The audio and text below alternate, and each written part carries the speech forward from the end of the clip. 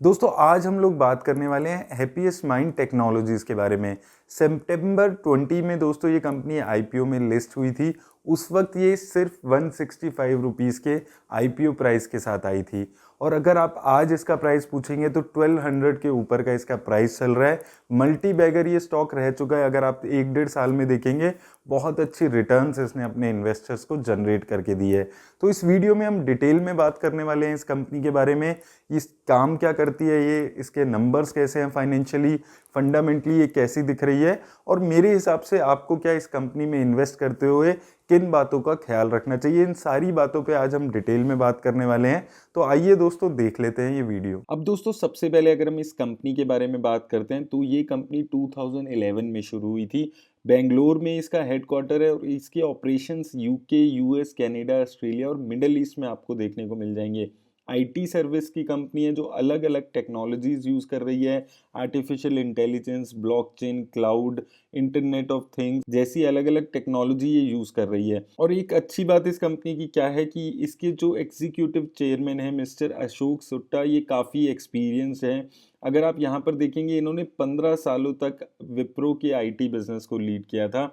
उसके बाद इन्होंने एक और कंपनी शुरू की थी माइंडट्री, ये भी एक लिस्टेड कंपनी है। तो काफ़ी अच्छा एक्सपीरियंस है इनके पास आईटी कंपनीज चलाने का और विप्रो जैसी कंपनी को ये 15 साल तक हैंडल कर पाए हैं।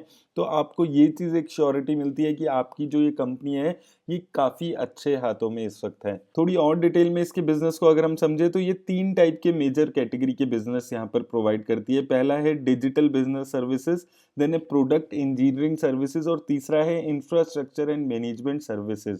तो अगर हम डिजिटल बिजनेस सर्विसेज की बात करते हैं तो ये अलग अलग असिस्टेंस प्रोवाइड करता है अपने क्लाइंट्स को, कंसल्टिंग देता है, डोमेन प्रोवाइड करता है, उसके अलावा डिजाइनिंग और टेस्टिंग उसके ऑपरेशंस का करता है। तो डिजिटल बिजनेस से रिलेटेड जितनी भी सर्विसेज है वो ये अपने क्लाइंट को प्रोवाइड करता है। दूसरी सर्विस आ जाती है product engineering services.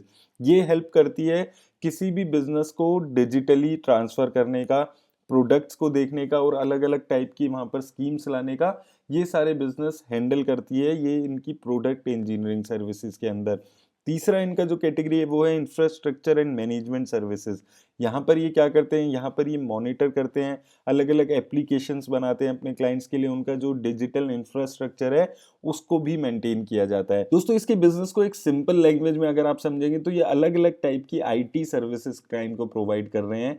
IT services में बहुत सारी सर्विसेज आ जाती हैं जैसे कि क्लाउड की सर्विसेज हो गई। उसके अलावा अगर कोई क्लाइंट अपने बिजनेस को डिजिटल ट्रांसफॉर्मेशन कराना चाहता है तो वो प्रोवाइड ये करते हैं। अगर किसी एक पर्टिकुलर प्रोडक्ट के लिए कोई अलग से एप्लीकेशन बनवाना चाहते हैं तो उस टाइप की सर्विसेज ये प्रोवाइड करते हैं। तो काफी सारी अलग अलग सर्विसेज ये कंपनी प्रोवाइड कर रही है। अगर हम यहाँ पर दोस्तों इंडस्ट्री की बात करें तो ये edutech, hitech, BFSI, manufacturing, retail, travel and hospitality, अलग अलग इंडस्ट्रीज के इनके क्लाइंट्स हैं जिनको ये सर्विसेज प्रोवाइड कर रही है। Blockchain, cloud, BPM and integration security. तो बेसिकली किसी को डेटा सिक्योर कराना है, कोई सिक्योरिटी रिलेटेड इशू है तो ये कंपनी वो प्रोवाइड कर रही है। क्लाउड स्टोरेज का मतलब हो गया कि कोई अगर आपको अपना डेटा स्टोर कराना है, कंपनी को कोई सर्विसेज प्रोवाइड करनी है मेल से रिलेटेड, तो वो सभी भी ये प्रोवाइड करती है। और अगर आप यहाँ पर देखेंगे रिसेंटली जो इसकी विंस है, अगर आप यहाँ पर उससे समझेंगे तो यहाँ पर आप 3-4 विंस अगर इसकी देखेंगे तो एक तो ये यहाँ पर अभी हैप्पीएस्ट माइंड हेल्प कर रहा है कंपनी को उसका सेस बेस्ड प्रोडक्ट बनाने में। उसके अलावा दोस्तों अलग अलग टाइप की सर्विसेज भी ये प्रोवाइड कर रहा है जैसे कि इंफ्रास्ट्रक्चर सर्विस हो गया, क्लाउड प्लेटफॉर्म हो गया, क्लाउड सिक्योरिटी होगी। तो इस तरह से अलग अलग टाइप की डिजिटल सर्विसेज ये कंपनी प्रोवाइड कर रही है। अगर इसके रेवेन्यू ब्रेकअप पे दोस्तों हम बात करते हैं तो अगर सबसे पहले आप ज्योग्राफी के हिसाब से इसका रेवेन्यू ब्रेकअप देखेंगे तो 65% जो इसका रेवेन्यू है वो अमेरिका से जनरेट हो रहा है, 11% के आसपास यूरोप से और सिर्फ 13% इस वक्त इंडिया से जनरेट हो रहा है और रेस्ट ऑफ द वर्ल्ड से 10% के आसपास। अगर आप सर्विस वाइज इसका रेवेन्यू ब्रेकअप देखेंगे तो 42% इसका जो रेवेन्यू है वो डिजिटल इंफ्रा या क्लाउड सर्विस से इसका आ रहा है, 19% का रेवेन्यू इसका सेस से आ रहा है यानी कि सॉफ्टवेयर एज अ सर्विस से, 12% रेवेन्यू इसका एनालिटिक्स या आर्टिफिशियल इंटेलिजेंस से भी आ रहा है और 9% के आसपास रेवेन्यू इसका इंटरनेट ऑफ थिंग्स से आ रहा है। तो ये कुछ मेजर सोर्सेज हैं इसके रेवेन्यू के जो यहाँ पर जनरेट हो रहे हैं। अगर हम इंडस्ट्री वाइज बात करते हैं कि किस पर्टिकुलर इंडस्ट्री को ये ज्यादा सर्विसेज प्रोवाइड कर रही है तो 23% रेवेन्यू उसका एडुटेक से आ रहा है, 13.5% रेवेन्यू उसका हाईटेक से आ रहा है। उसके अलावा रिटेल, बीएफएसआई, इंडस्ट्रियल मैन्युफैक्चरिंग जैसे अलग अलग सेक्टर्स हैं जिनको ये सर्विसेज प्रोवाइड कर रहे हैं। अब दोस्तों अगर हम कुछ रिस्क पे यहाँ पर समझते हैं तो यहाँ पर आपको एक चीज समझनी है कि जो इसके टॉप 20 क्लाइंट्स है उससे इसका 61% रेवेन्यू जनरेट हो रहा है, और टॉप 10 क्लाइंट्स अगर आप देखेंगे, टॉप 10 क्लाइंट से ये 46% रेवेन्यू जनरेट कर रही है। यानी कि जो इसके टॉप की 20 क्लाइंट्स है उस पर बहुत ज़्यादा डिपेंडेंट है इसके रेवेन्यू। अगर उनमें से 2-4 क्लाइंट भी इसके चले जाते हैं तो उसके रेवेन्यू पे बहुत ज़्यादा असर आ सकता है। तो अगर आप इस कंपनी में इन्वेस्ट करने के बारे में सोच रहे हैं तो इस चीज़ का आपको ध्यान रखना है। और दूसरी तरफ दोस्तों अगर आप देखेंगे कि तो सिर्फ 31 कस्टमर्स इसके पास ऐसे हैं जो 1 मिलियन से ज़्यादा की इसकी रेवेन्यू जनरेट कर रहे हैं। तो ये दो एक रिस्क है जो आपको यहाँ पर समझ के चलना है कि कंसंट्रेशन इसके रेवेन्यू का बहुत ज़्यादा है टॉप 20 कंपनीज में, और जो $1 मिलियन से ज़्यादा के इसके कस्टमर है वो भी सिर्फ 31 है। तो अभी एक छोटी कंपनी है तो उस वजह से जो टॉप के क्लाइंट्स है उसके ऊपर बहुत ज़्यादा डिपेंडेंट ये रहने वाली है। तो आने वाले टाइम में अगर 1-2 क्लाइंट्स भी चले जाते हैं तो इसके रेवेन्यू पे आपको बहुत ज़्यादा असर देखने को मिल सकता है। अब दोस्तों अगर यहाँ पर आप ईयर ऑन ईयर इसकी लोकेशन वाइज रेवेन्यू देखेंगे तो अच्छी बात क्या दिख रही है कि धीरे धीरे यूएस पे इसकी जो डिपेंडेंसी है वो कम हो रही है। पिछले 1 साल में इसने काफ़ी ज़्यादा डिपेंडेंसी अपनी यूएस में कम की है। 1 साल पहले 77% रेवेन्यू ये यूएस से जनरेट कर रहा था, जो अभी घट के लगभग 66% के आसपास आ गया है। तो ये चीज़ भी आने वाले टाइम में बहुत ज़्यादा इंपॉर्टेंट हो जाती है कि कितना ज़्यादा ये रेवेन्यू और कंट्रीज से जनरेट कर पाता है, क्योंकि एक पर्टिकुलर कंट्री पे अगर इसका बहुत ज़्यादा रेवेन्यू डिपेंडेंट रहेगा तो हो सकता है आने वाले टाइम में अगर यूएस में कोई नई गाइडलाइंस आती है इंडियन आईटी कंपनीज को लेकर तो इस कंपनी पे ऊपर वो असर आ सकता है। वहीं दोस्तों अगर आप यहाँ पर कस्टमर वाइज एलोकेशन इसकी देखेंगे तो सिर्फ एक क्लाइंट इस कंपनी के पास है जो $10 मिलियन से ज्यादा का रेवेन्यू जनरेट कर रहा है। तो अगर वो एक क्लाइंट इस कंपनी का चला जाएगा तो इसके रेवेन्यू पे बहुत ज्यादा असर आ सकता है।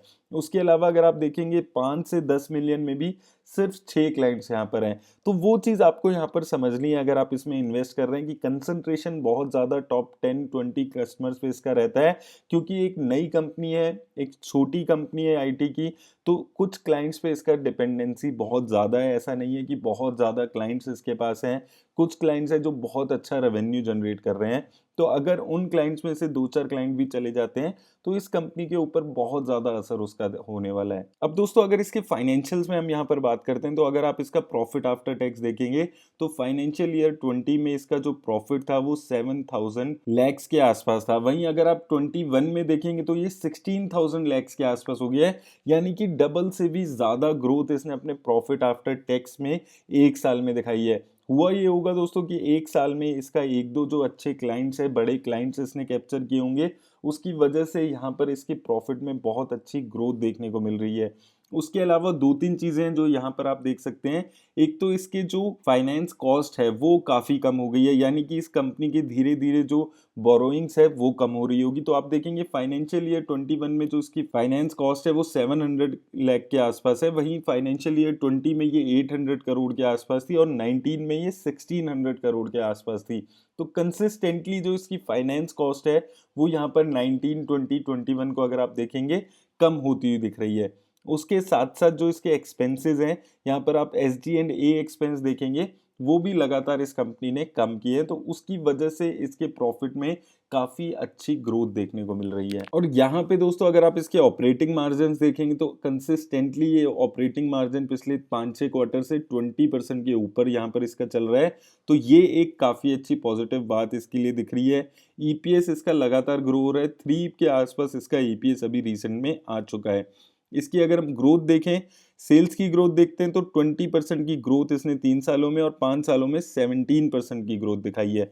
तो सेल्स में उतनी ज़्यादा ग्रोथ नहीं है जितनी ज़्यादा ग्रोथ इसके प्रॉफिट में है। 5 सालों में देखिए 115% की ग्रोथ, 3 सालों में देखिए 109% की ग्रोथ। रीज़न क्या है उसका? यही रीज़न यहाँ पर दिख रहा है कि इसने जो अपनी कॉस्ट है उसको कम किया है लगातार। फाइनेंस कॉस्ट एक देखी, उसके अलावा इसने एडमिन कॉस्ट अपनी कम की है, जिसकी वजह से यहाँ पर इसके प्रॉफिट में बहुत अच्छी इंप्रूवमेंट देखने को मिल रही है। सेल्स में इतनी ज़्यादा ग्रोथ नहीं है, लेकिन प्रॉफिट में बहुत अच्छी ग्रोथ यहाँ पर देखने को मिल रही है।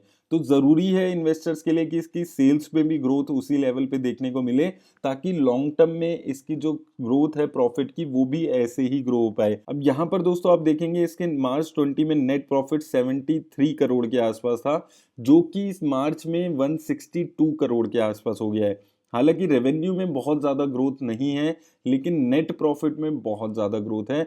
यानी कि इसने अपने जो एक्सपेंसेस हैं उनको कम किया है, जिसकी वजह से इनके प्रॉफिट में बहुत अच्छी ग्रोथ देखने को मिल रही है। मार्जिन्स इनके अच्छे हो रहे हैं। देखिए आप मार्च 20 में 14% के मार्जिन थे, जो बढ़ के 25% हो गए हैं। तो लगातार मार्जिन्स इनके अच्छे हो रहे हैं, जिसकी वजह से इनकी प्रॉफिटेबिलिटी पे असर आ रहा है। तो लेकिन अगर लॉन्ग टर्म में इसको सरवाइव करना है, लॉन्ग टर्म में जो मार्केट ने इसको पी रेशो अभी दी है, जो मार्केट ने इसको ग्रोथ दी है इसके स्टॉक को, अगर इसको वैसे ही मेंटेन करना है तो इसकी सेल्स में भी उसी लेवल की ग्रोथ देखनी बहुत ज़्यादा ज़रूरी हो जाएगी। रिटर्न ऑन इक्विटी पे बात करें तो 40% के आसपास की रिटर्न ऑन इक्विटी है। रिटर्न ऑन कैपिटल एम्प्लॉयड भी काफ़ी अच्छा है, 35% के आसपास। रिटर्न ऑन इक्विटी 27% के आसपास 5 सालों की दिख रही है।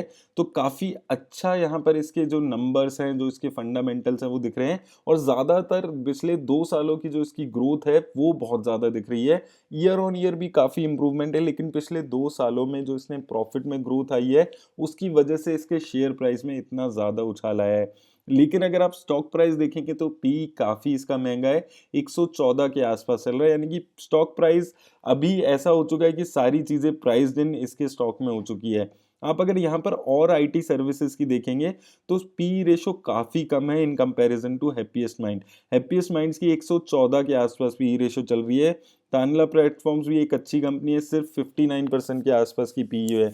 उसके अलावा आप टाटा एलेक्सी देखिए, ये भी बहुत अच्छी रिटर्न्स इन्वेस्टर को बना के दी है, इसकी भी 75 के आसपास पी है। कोफोर्स 65, परसिस्टेंट सिस्टम्स 61, एल&टी टेक्नोलॉजी 68। तो जितनी अलग अलग और टेक्नोलॉजी कंपनीज हैं, अगर हम उनकी पी से यहाँ पर कंपेयर कर रहे हैं तो काफ़ी महंगा अभी इसका शेयर यहाँ पर दिख रहा है। अब अगर हम इसके शेयर प्राइस पे यहाँ पर बात करते हैं तो अगर आप एक साल में देखोगे 354 रुपीज से आज इसका शेयर प्राइस 1200 के आसपास हो चुका है। लगभग 3-3.5 गुना की रिटर्न ये कंपनी अपने इन्वेस्टर्स को जनरेट करके दे चुकी है। तो लेकिन दोस्तों यहाँ पर आपको ये चीज़ समझनी है कि अगर हम एक साल में इसका पी रेशो यहाँ पर कंपेयर करते हैं तो हालांकि एक टाइम पे बहुत ज़्यादा इसका पी चला गया था, 1500 के आसपास का इसका ऑल टाइम हाई रहा है। तो 1500 से काफ़ी अच्छा करेक्शन इसमें देखने को मिला है। उसका रीज़न दोस्तों क्या है, पी रेशो इसका बहुत ज़्यादा है। तो आने वाले टाइम में दोस्तों अगर आप इस कंपनी में इन्वेस्ट करने के बारे में सोच रहे हैं तो आपको एक चीज़ याद रखनी है कि क्या इसकी जो सेल्स है वो भी इसी लेवल पे ग्रो होती है जिस लेवल पे इसके प्रॉफिट्स ग्रो हो रहे हैं। क्योंकि प्रॉफिट कंपनी एक लेवल तक ग्रो कर सकती है, लेकिन जब तक उसकी सेल्स लगातार ग्रो नहीं होगी तो एक टाइम के बाद उसके प्रॉफिट्स भी उस लेवल से 100% ग्रोथ हर साल कंपनी प्रॉफिट में नहीं दिखा सकती, जब तक उसकी सेल्स भी 100% ग्रो ना हो या एटलीस्ट 50-60% ग्रो हो। तो वो चीज़ आपको ध्यान में रखनी है। इसके एक बारी जो दिसंबर क्वार्टर के रिजल्ट्स आएंगे उसमें भी हम देखने की कोशिश करेंगे, क्योंकि दोस्तों अगर आप इसके पिछले 2 क्वार्टर्स के रिजल्ट देखेंगे तो बहुत ज़्यादा ऐसा कोई 100% 50% की ग्रोथ यहाँ पर देखने को नहीं मिल रही है। आप देखेंगे अगर जून क्वार्टर में देखेंगे 230 करोड़ की सेल थी और 250 करोड़ की सेल इसकी सितंबर में हुई थी। प्रॉफिट में भी देखेंगे तो 9 करोड़ का डिफरेंस है। तो लगभग 25% की ग्रोथ इसने अपने प्रॉफिट में दिखाई है। वहीं अगर आप इसकी सेल्स की ग्रोथ देखेंगे तो सेल्स की ग्रोथ इसके 10% भी नहीं है। तो सेल्स की ग्रोथ भी लगातार इंप्रूव होना बहुत ज़्यादा ज़रूरी है अगर आप लॉन्ग टर्म में इस कंपनी में इन्वेस्ट करने के बारे में सोच रहे हैं, क्योंकि कंसंट्रेशन यहाँ पर बहुत ज़्यादा है टॉप 10-20 कंपनीज पे। वो चीज़ अभी आपको यहाँ पर याद रखनी है अगर आप इसमें इन्वेस्ट करते हैं।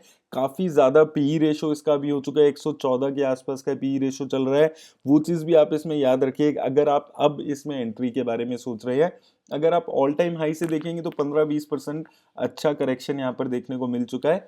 लेकिन अगर आप अब इस लेवल से एक्सपेक्ट कर रहे हैं कि ये कंपनी एक साल में आपको फिर से 3-4 गुना रिटर्न दे देगी, तो यहाँ पर मुझे थोड़ा मुश्किल लग रहा है कि ये आने वाले एक साल में फिर से 3-4 गुना आपको रिटर्न दे देगी।